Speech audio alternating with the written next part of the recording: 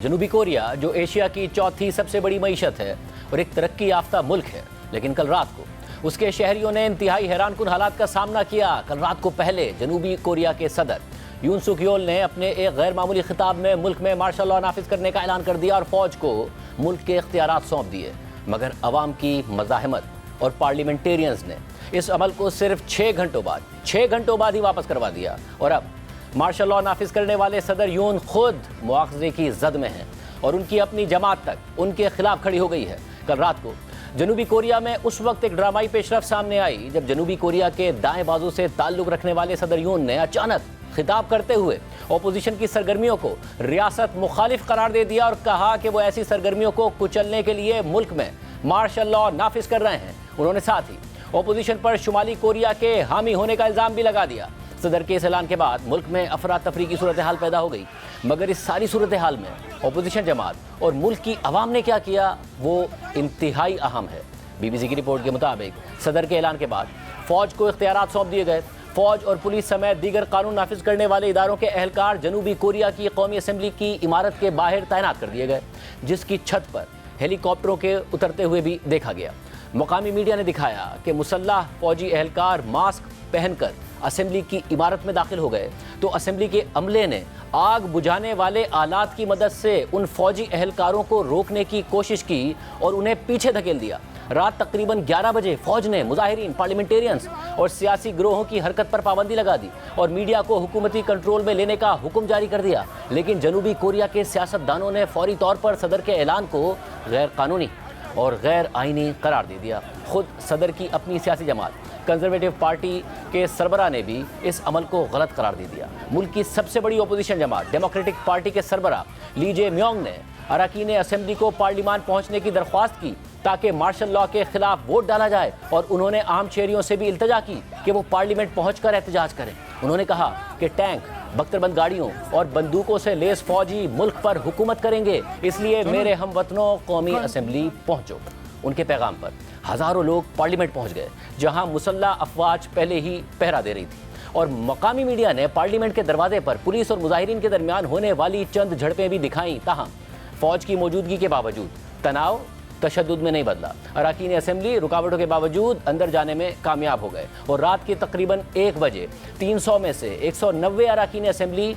पहुंच चुके थे, जिन्होंने मार्शल लॉ के खिलाफ वोट दिया और यूं जनूबी कोरिया का मार्शल लॉ नाकाम हो गया और कानूनी तौर पर गैर मौसर हो गया। मार्शल लॉ के खिलाफ वोट देने वाले 190 अरकान असेंबली में से 18 अरकान खुद सदर यून की अपनी ही जमात से थे। पार्लियामेंट से मार्शल लॉ गैर कानूनी होने के बाद भी इब्तिदा में फौज ने इमरजेंसी ख़त्म करने से इनकार कर दिया। ताहम उसके थोड़ी देर बाद ही सदर यून ने काबीना का हंगामी इजलास बुला लिया और फिर खुद ही पार्लियामेंट का फैसला मानते हुए मार्शल लॉ लगाने के सिर्फ 6 घंटे बाद ही उसे वापस ले लिया। वादे रहे कि जनूबी कोरिया के आइन में सदर को यह इख्तियार हासिल है कि वो मुल्क में हंगामी सूरत हाल में मार्शल लॉ लगा सकता है, लेकिन आइन में यह भी है कि अगर पार्लियामेंट की अक्सरियत इस मार्शल लॉ के खिलाफ वोट दे तो सदर को उसे वापस लेना पड़ेगा। और मार्शल लॉ लगाने के बाद पूरी कोशिश की गई कि अरकान पार्लियामेंट में ना पहुंच सकें और मार्शल लॉ को मुस्तरद ना कर सकें, मगर फौज और सदर उन्हें रोकने में नाकाम हो गए और पार्लियामेंटेरियंस ऐवान में दाखिल हो गए और अक्सरियत से मार्शल लॉ को मुस्तरद कर दिया। जबकि आज जनूबी कोरिया की अपोजिशन जमात ने सदर यून के खिलाफ मुआवजे का बिल भी पेश कर दिया है। खबर रसा इदारे रॉयटर्स के मुताबिक मार्शल लॉ वापस होने के बाद अपोजिशन जमात डेमोक्रेटिक पार्टी ने सदर से मुतालबा कर दिया है कि वो इस्तीफा दें या मुआवजे का सामना करें, जिसके बाद आज जनूबी कोरिया की 6 अपोजिशन जमातों ने पार्लियामेंट में सदर के खिलाफ मुआवजे का बिल पेश कर दिया है, जिस पर जुमे या हफ्ते को वोटिंग मुतवक्के है। जबकि इस हवाले से वॉशिंगटन पोस्ट के मुताबिक जनूबी कोरियन पार्लियामेंट में मुआवजे की करारदाद पेश होने के बाद 72 घंटों के अंदर वोटिंग करना होगी और इसमें कामयाबी के लिए 2/3 अक्सरियत की हिमायत ज़रूरी होती है। क्योंकि सदर यून की पार्टी के पास पार्लियामेंट की 300 में से सिर्फ 108 नशिस्तें हैं और बाकी 192 नशिस्तें अपोजिशन की 6 जमातों के पास हैं। इसलिए करारदाद की कामयाबी के लिए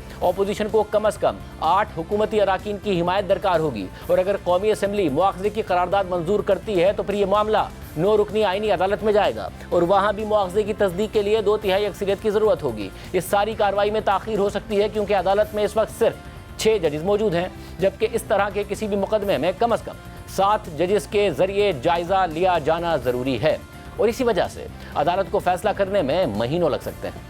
और इस सारे अमल के दौरान वजीर आज़म निगरां सदर के तौर पर काम करेंगे, क्योंकि पार्लियामेंट से मुआवजे के बाद सदर मुअत्तिल हो जाएंगे। इसके अलावा आज अपोजिशन जमातों ने जनूबी कोरिया के वजीर दिफा किम योंग ह्योन के मुआवजे का बिल भी पार्लियामेंट में पेश कर दिया, जिनके बारे में कहा जा रहा था कि उन्होंने ही सदर को मार्शल लॉ के निफाज का मशवरा दिया था। लेकिन आज उन्होंने खुद अपना इस्तीफा सदर को पेश कर दिया है और अवाम से माफ़ी भी मांग ली है। CNN के मुताबिक जनूबी कोरियन मीडिया ने बताया है कि वजीर दिफा ने सदर को अपना इस्तीफा पेश कर दिया है, जो सदर के मुख्तसर मार्शल लॉ के बाद तनकीद की जद में थे। अब सदर को वजीर दिफा के इस्तीफे की मंजूरी देनी होगी, इसके बाद ही वो अपने ओहदे से सुबुकदोश हो सकेंगे, क्योंकि ये ऐलान ऐसे वक्त में सामने आया है जब अपोजिशन जमात डेमोक्रेटिक पार्टी ने वजीर दिफा के खिलाफ मुआवजे की करारदाद जमा करा दी थी, जबकि सदर यून की जमात के सरबराह ने भी वजीर दिफा को मार्शल लॉ की तजवीज़ देने पर उनकी बरतरफी का मुतालबा कर दिया था। अब अहम बात यह है कि सदर यून ने मार्शल लॉ के निफाज की वजह अपोजिशन की रियासत मुखालिफ सरगर्मियों को करार दिया था, लेकिन आलमी मीडिया के मुताबिक उनके इस हैरानकुन फैसले की वजूहात में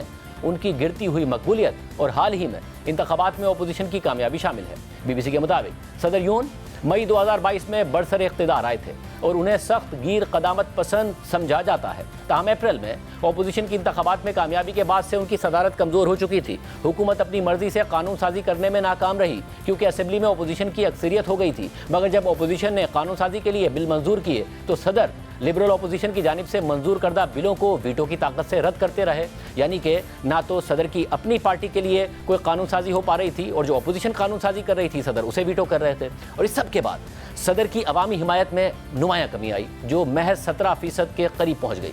इसी तरह रवां साल जनूबी कोरिया के सदर मुतादिद करप्शन स्कैंडल्स की जद में भी आ गए, जिनमें से एक में इल्ज़ाम यह था कि उनकी अहलिया ने एक महंगा बैग बतौर तोहफा वसूल किया, जबकि एक और स्कैंडल स्टॉक मार्केट के कुछ स्टॉक्स में हेरा फेरी का भी है। गुज़िश्ता माह सदर ने सरकारी TV पर माफ़ी मांगी थी और कहा था कि वो अपनी अहलिया और खातून अव्वल के फ़राइज़ पर नज़र रखने के लिए एक इदारा कायम कर रहे हैं। ताहम उन्होंने अपोजिशन की जानिब से तफ्तीश के मुतालबे को रद्द कर दिया था। रवां हफ्ते अपोजिशन ने हुकूमत के एक अहम बजट बिल में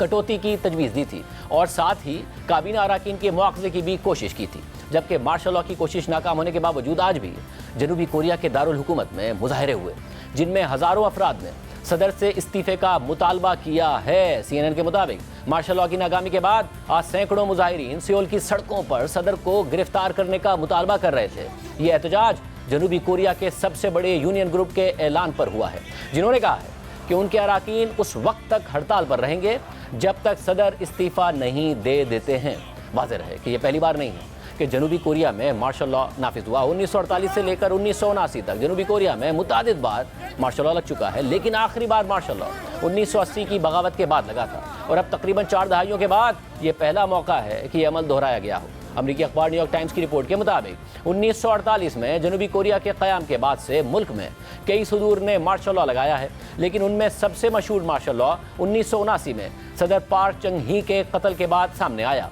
जो खुद एक साबिक जर्नल थे और उन्होंने 1961 में इक़्तिदार पर काबिज होने के बाद सियासी एहतजाज और अपोजिशन को कुचलने के लिए मुतादिद बार मार्शल लॉ का इस्तेमाल किया था। सदर पार्क चंग ही के कत्ल के फ़ौरन बाद एक और जर्नल चंदू हुआन ने बगावत कर दी और मई 1980 में इक़्तिदार संभालने के बाद उन्होंने मार्शल लॉ का ऐलान करते हुए मुल्क में तमाम सियासी सरगर्मियां बंद कर दी और अपने मुखालिफिन को गिरफ्तार कर लिया, जिस पर जनूब मगरबी शहर ग्वांगजू में एहतजाज शुरू हो गए, जिसे जनरल चंद ने बख्तरबंद गाड़ियों और पैरा ट्रूपर्स के जरिए कुचल दिया। इस हवाले से हुक्काम का कहना था कि इस दौरान कम अज़ कम 191 अफराद मारे गए, जिनमें 26 फौजी और पुलिस एहलकार भी शामिल थे। लेकिन मरने वाले मुजाहिरीन के ख़ानदानों का कहना था कि हलाकतों की तादाद इससे कहीं ज़्यादा थी। जनरल चंद 1988 तक इख्तिदार में रहे। जनरल चंद के बचपन के दोस्त और जनरल रो ताए वू, जिन्हें